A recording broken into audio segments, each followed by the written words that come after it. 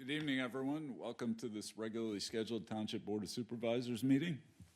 First item will be a pledge to the flag. Please join me. I pledge allegiance to the flag of the United States of America and to the republic for which it stands, one nation under God, indivisible, with liberty and justice for all.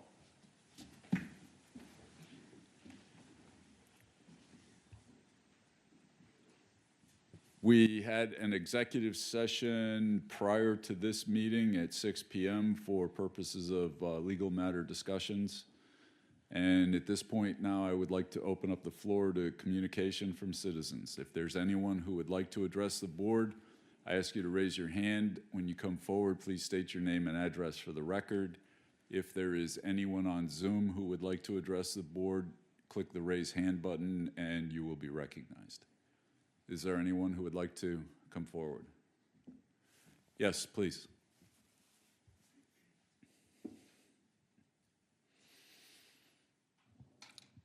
Thank you. My name is Kim Mudge. I live at 3350 Druck Valley Road.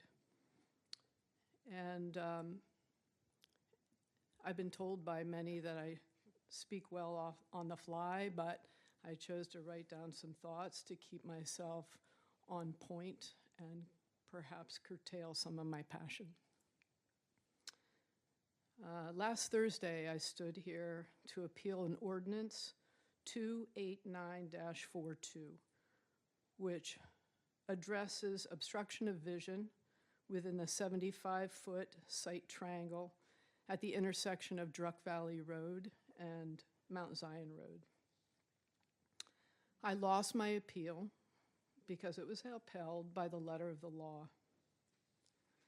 Although painstakingly prepared and presented, because that's really who I am, I won't recap the events of the appeal itself. However, I would like to recap the experience. For the record, I'm a physician, highly educated by most standards, but when faced with appealing an ordinance through legal proceedings, I'm not educated any more than anybody else that resides in this township. My story is as follows. I received a notice via mail stating the violation of interest. I reached out to the township immediately and corresponded with the chief zoning officer. I did receive prompt response, and it hadn't been our first conversation. As I've learned, conversations tend to be guarded, clipped, and perhaps even sterile. There really was limited guidance offered or direction on how to proceed regarding my options or how to even complete the form at hand. I was given a cost, and then the cost was upcharged. There really was no counsel, and that's really what I needed. In fact, put it plainly, I felt like I was playing 20 questions with my 22-year-old son. I appealed the ordinance or the violation in good faith, only to realize Thursday night during the appeal that I had made the wrong choice. And despite all my time and effort, it was wrong. And then, what was this variance that was mentioned? And why was that better? And I still don't really understand that. At the end of the evening, I realized that the process was cumbersome, costly, not straightforward, and certainly not easily understood. Overall, it was an improbable feat to even proceed. Truth be told, it took me a few days to reflect, to find a way to contain my frustration and to gather resolve.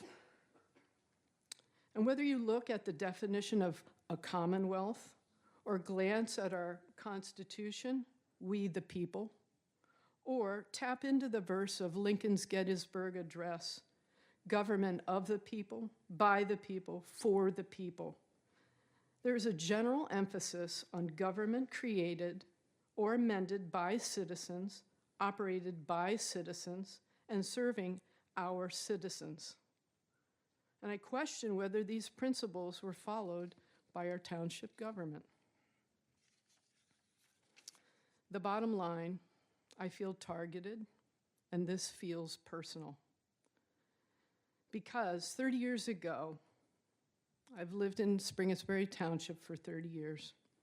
I purchased and restored my home, built in 1881. I proudly have the original documents of that parcel given to me by one of my patients.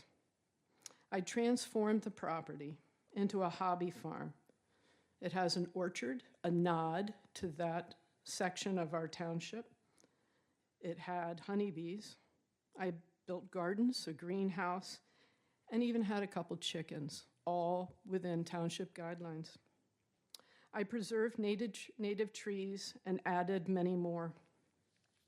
I grew and harvested as my parents and grandparents had taught me, vintage and real.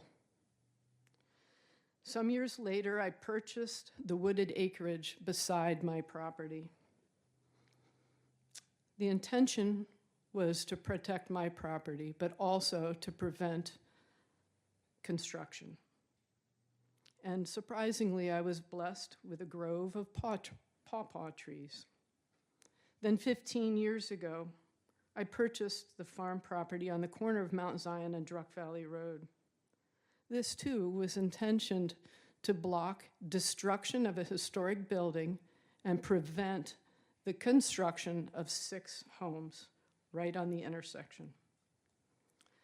As you can guess, the cost of my vision was exorbitant, but my heart was happy. My goal had been to preserve rural in rural residential, and more specifically, to teach my son, his scout friends, and the community about heritage, stewardship, and sustainability. The property was a place of healing, both mind, body, and soul. I've always been transparent and inclusive over 30 years. I've had many inquiries with the township, and they've been met with collegiality. I've been proud to live here, believing always that honesty and communication win. Pete, my son, actually stood here, twice in fact, to present his plans for his Eagle Scout project. He designed, built, and installed a little free library at our new Springettsbury Township Park. And for 4 years, until he graduated from Central High School, he stocked it with books he had obtained during a book drive. Myself, I've given lectures on honey harvesting, beekeeping. I've been called by residents to harvest rogue swarms. I've taught animal science merit badges and assisted with sustainability merit badge on my properties. We've had innumerable scout campouts and completed requirements for the cooking merit badge. Community members have attended shearing days on the farm as well. But never has there been an egregious action or conflict. Harmony was apparent at Homespun Farm until 6 months ago. 6 months ago, I was informed by mail that my beehives needed to be dismantled at the farm, secondary to an ordinance that had been established in 2023. It stated that because I didn't have a formal license for the bees on my property, they needed to go. I reached out immediately, and ultimately, and sadly, I had, prior to being forced to move the colony, found that my empty hive actually had a rogue colony of bees. Now it's November, and I was forced to move the bees, which to a beekeeper is heartbreaking because clearly the bees would die in cold temperatures. I did inform the township zoning supervisor that I was going to keep the colony bodies in place. About a month and a half ago, I received a similar notice because I had a retained empty hive body at my house. I reached out again, and one more time had an act of mild, kind of civil disobedience. These colonies had been absent for about 2 years. I had left the hive bodies on my properties as a visual reminder of the importance of honeybees. 1 month ago, I was informed about an ancient guarded elm tree that needed to be removed from my property at the farm. The assumption was that it was a cause of accidents at the intersection. I can say candidly, come on. We all know that PennDOT is the obstructionist and that the tree is not the culprit. This is my next stand of civil disobedience. Who am I and who are we at Homespun Farm? People living in Springettsbury Township who want to make a difference. We want to lead by example. We want to preserve the past to prepare for the future. We believe in harmony and humanity. We feel targeted, betrayed, and devalued by our township as we continue to strive toward the legacy we hope to leave. It's interesting. I now practice at UPMC Pittsburgh. And before I transitioned to that campus, UPMC had heard my cry and my message for reform. Our trails, our apiary, our native tree plantings, our Eagle Scout projects, our breast cancer garden of hope, and our nationally renowned farm to hospital program came to fruition. Here's a mega healthcare corporation, big business healthcare, who took a pause and chose reform. And I question whether our township can as well. Our properties represent a living museum. They're inclusive. Farm experiences, apiaries, historic, protected native trees are part of our past, our present, and our future, and they are not expendable. I've always taught my son, my staff, and even my colleagues that respect should not be demanded, but rather earned. What does Springettsbury Township believe? Is there an opportunity to lead by an example, to modify our current policy and protect our historic property and others around us? Perhaps it's time to consider the fourth fundamental right, as stated in the Constitution, the right of the people to alter or abolish government that threatens our fundamental rights of life, liberty, and the pursuit of happiness. And is this a time that we can let freedom ring? Thank you. Thank you.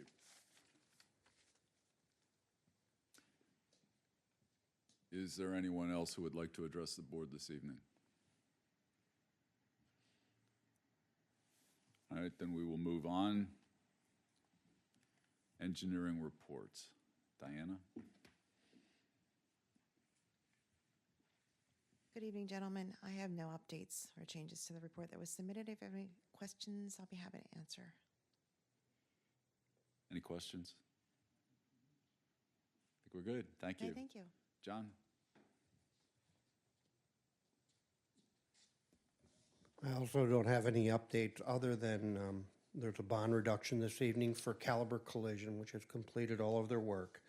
And since I won't be here, I won't be with the board next week. It's National Surveyors Week. So the short version is when you look at Mount Rushmore, one of the guys in my office told me there's 3 surveyors and the other guy that are on Mount Rushmore. So you'll grow to appreciate the world of surveying.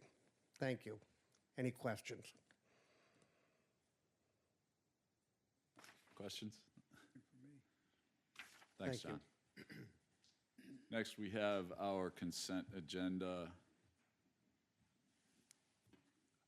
Items 5A through E. Is there anything that anybody would like to have removed for further discussion? Mr. Chair, I'll make a motion to approve consent agenda items 5A through E as presented. Second. I have a motion and a second. All in favor? Aye. Aye.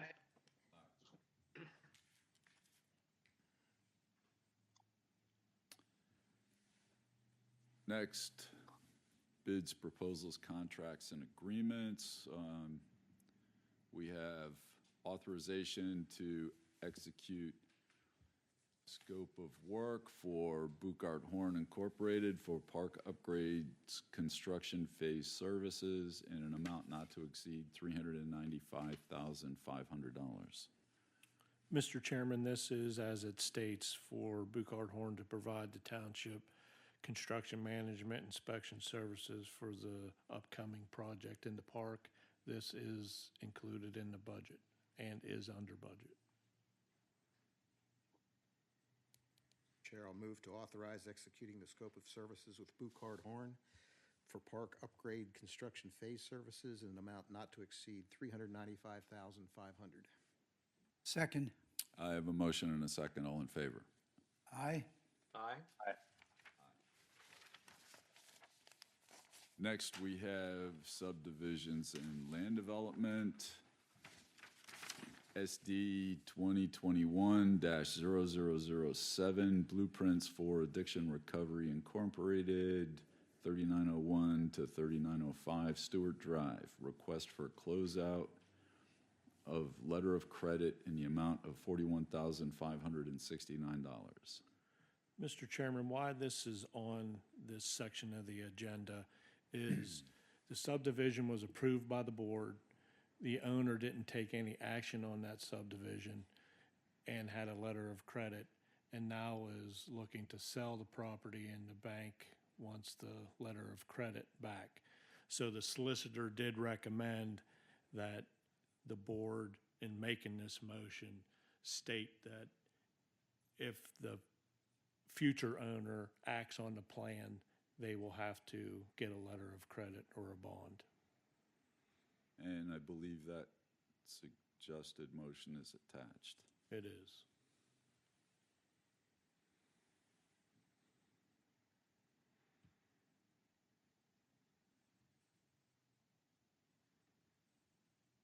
It's actually not the suggested motion, it's just the statement that you made. Right. So, Mr. Chairman, just a quick question for the solicitor. Is that going to be an easement on the property, or is that just kind of like operational law that the new property owner, in order to effect a recorded plan, will need a new bonding in the form of a letter of credit? I'm not totally up to date on the 2021 version, but if it was a condition on the plan, then they would need to comply with that to move that forward and be compliant. So it wouldn't be an easement, but it would be a requirement and would be something that would be recorded on that plan previously.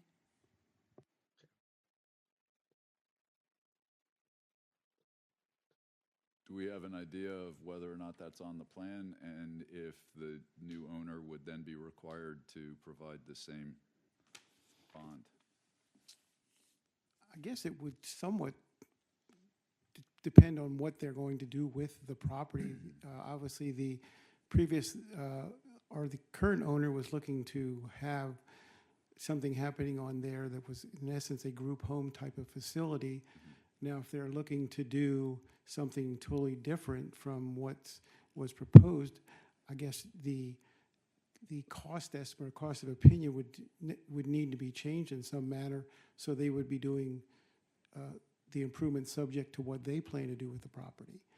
But I think that there would be some necessity, depending on what they're doing on the property, would dictate what the cost opinion would be and then what the bonding amount would occur. But that would still be required to move forward with a project. The answer is, my understanding is would be yes. Okay. So I guess this is kind of my thought. Should we have the motion such that we're willing to terminate the letter of credit upon sale and transfer of the property? Because up until the property owner uses it, they should have a letter of credit in place as a condition of the plan. Yeah, I mean, I think what Mark read, similar to that, so just condition it on sale of the property, and then a new owner who is looking to proceed under the previously approved plans would have to get a reinstated or similarly appropriate line of surety, line of credit, something that matches what you guys are letting go here. We could say, instead of if the plan is acted on by the new owner, we could say if the plan is acted on in the future, a new letter of credit would be required. Yeah, you Would could, include the existing owner, even if he decides not to sell it and decides he wants to develop, he would be required to reestablish the. yeah, moving forward under the previously approved, the request for, you guys approved the request for closing of the letter, conditioned up, and then moving forward, conditioned, I guess, that any movement on the previously approved plan would have a similar line of credit or replacement line of credit. That makes sense? Yes, it does.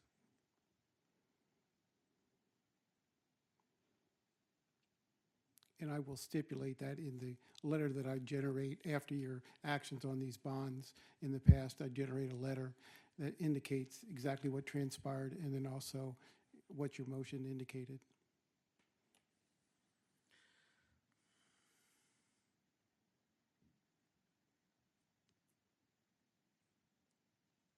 So who wants to take a stab at this?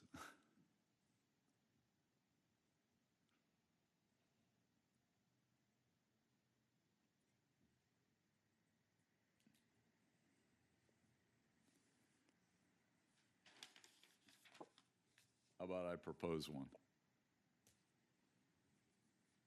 Go for it. I move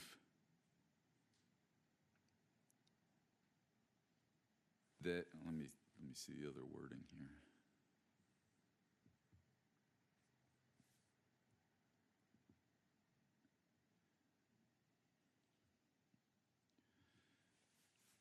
I move that we approve the request for a closeout of letter of credit for Addiction Recovery Incorporated, 3901 to 3905 Stewart Drive, which is SD 2021-0007, in the amount of $41,569, with the condition that any future movement on the land development, is that no, subdivision plan would require a new letter of credit in an amount to be determined at that time.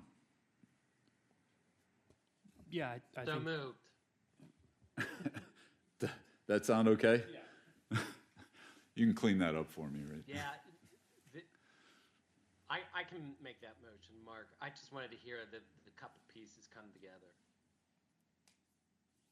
All right, so we have a motion. Second. I have a motion and a second. All in favor? Aye. Aye. Aye.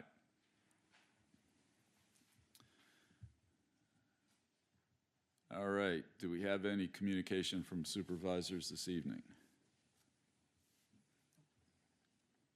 I have one or two things, I guess. what I've heard from in communication from citizens today and talking to Dr. Mudge previously, there were two issues that I didn't understand that I'd like to understand better, either now or later. One was the beekeeping situation. I remember us changing the beekeeping law ordinance 3 years ago or whatever. It didn't, the situation that she described did not sound to me like something that I thought we were going to prohibit. I thought the objective of the ordinance was to regulate and keep things out of, really close to residential neighborhoods or things like that. I don't remember. I didn't look it up. But that's something that I'd like to understand why that was a violation recently. And I don't need an answer to that now unless Randall's chomping at the bit to straighten me out. No, not necessarily, because I'm going to have to see what was written at the particular time. My understanding, because I was part of the ordinance crafting of it, if you will, that we were certainly looking to work with residents that wanted to do beekeeping, and if they did have beekeeping in place already, that we were looking for them to get, if you will, approval to do what they currently are doing, but we were not restricting them from keeping the bees that they currently have. We were just looking for the issuance of a permit to do so. And so we could keep a track of what the number of beekeeping we had in the township. I'd have to see what the notice of violation was specifically to determine the whys and wherefores, because I really don't know specifically. I'd really appreciate getting that information. Happy to do so. And just to clarify, I'm sorry, I was beekeeping since 1998, I believe. So these were colonies on my property since 1998, 1999, and at the farm for over 10 years.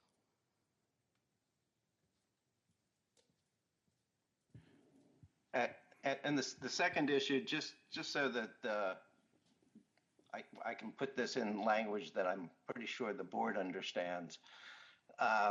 The zoning issue that was discussed last Thursday, because I did watch that Thursday night meeting on Zoom, and the issue was a site triangle issue for a tree at the corner of Druck Valley and Mount Zion. And the first thing that gives me pause on that issue is that I think that the only way site triangle issues ever come to the attention of the zoning office is if there's a complaint. And that is a process of many things in the township that's always bothered me. The appropriateness of waiting for complaints, or then of the necessity of acting according to strict ordinances based on complaints. So that's, I think that just gave me pause in this issue. And I'm also not certain that the way that the decision was made by the zoning officer was 100% accurate. And I guess, I don't know if there's a check and balance there other than appealing a decision of the zoning ordinance, of the zoning officer. But basically, that puts a significant onus on any property owner. I mean, if it's just bushes at the corner of a property, and the zoning officer decides that it's a violation, then all of a sudden I'm in a legal proceeding before the zoning hearing board. And the zoning hearing board, in my opinion, appropriately, basically said, you know, well, the zoning officer swore that this was a problem, so we have to uphold that. And I guess I'm asking for something that is really hard to get in government, and to make sure that there's some kind of check and balance before we get into those situations of how, you know, who decides what a violation is, and is that like one person or more? And I don't know the answer to that, and I don't expect the answer to that tonight, but maybe we can get it. And I would also mention that that particular intersection, we all are aware, is a kind of special situation in the township between, you know, the hill and being a state road and everything else. It's one that I think we need to be careful about going forward. That's all I got. Thanks, Don. Charles, you said you had something?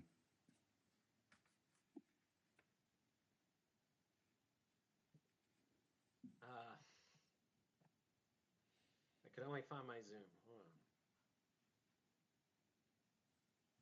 There it is. Okay.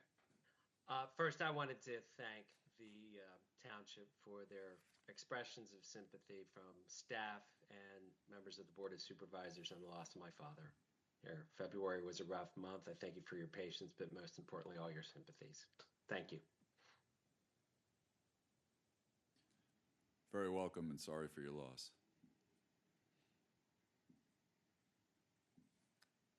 Anything else? I would echo what Don said. I'm looking at that parcel, and Ms. Mudge has assembled 5.3 acres of land at the corner of Druck Valley and Mount Zion. I can't imagine why a 5.3 acre parcel of property couldn't support beekeeping. I don't know enough about the line of sight and the tree to comment on it, but I mean, that's a significant larger piece of property than anything else in the neighborhood. Probably 6 or 8 houses to make up that kind of parcel. My recollection was that we were I don't remember. we were saying that the quarter-acre property that had, like, what, 12 hives or something in the front yard Yes. was excessive. Yes. The neighbors were complaining about the action, and our ordinance didn't allow anything in that size property, and we actually changed it to permit some use. I'm going off of memory, but we need to do some more research on that. Yeah, I mean, 1/4 acre or less allows for 4 production hives. You guys do have a scale for different amounts for different sizes of property. So this is 20 times larger than a 1/4 acre parcel.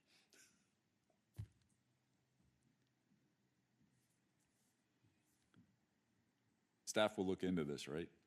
Sir. Thank you. Okay. All right.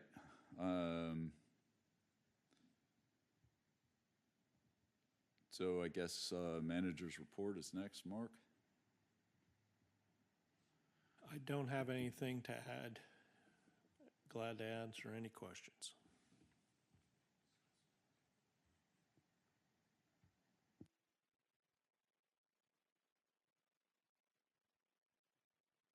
There was nothing listed under solicitor's report, so that's I have usually. no report, yeah. It's usually the second meeting in the month. Yeah, it's the second meeting of the month for solicitor's report.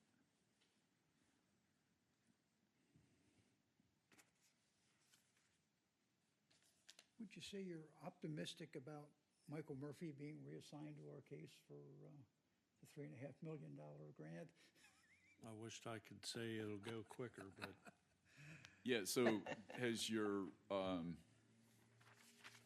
Has your chart of likelihood changed any since the last time you told us that it was just a formality, that we would have it by June? Soon. I shouldn't have said that.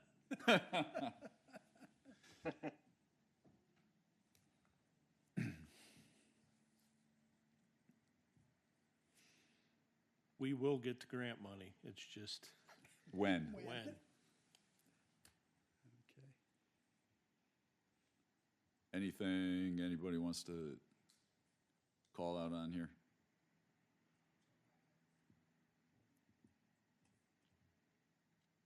Anything in old business that, We We have have ordinance and ordinances. resolutions. oh, sorry, missed a section. Yes, authorization to advertise ordinance amending chapter 265 sewers and sewage disposal, section 265-5C.9 of the Township Code of Ordinances. Mr. Chairman, this is just authorization to advertise that we need to change two parameters. Molybdenum and selenium have new restriction, so we And just there have was to. one fix that was a decimal It was point a- error. Yeah, Yeah. Mr. Chairman, I would move for authorization to advertise ordinance amending Chapter 265 Sewers and Sewage Disposal, Section 265-5C.9 of the Township Code of Ordinances. Second. I have a motion and a second. All in favor? Aye? Aye. Aye.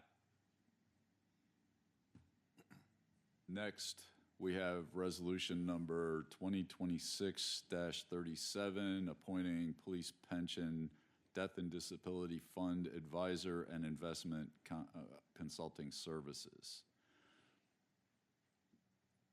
Mr. Chair, I'll make a resolution, I'd like to make a motion to adopt Resolution 2026-37, appointing Fulton Financial Advisors as Springettsbury Township Police Pension, Death, and Disability Fund Advisor and Investment Management Services. Second?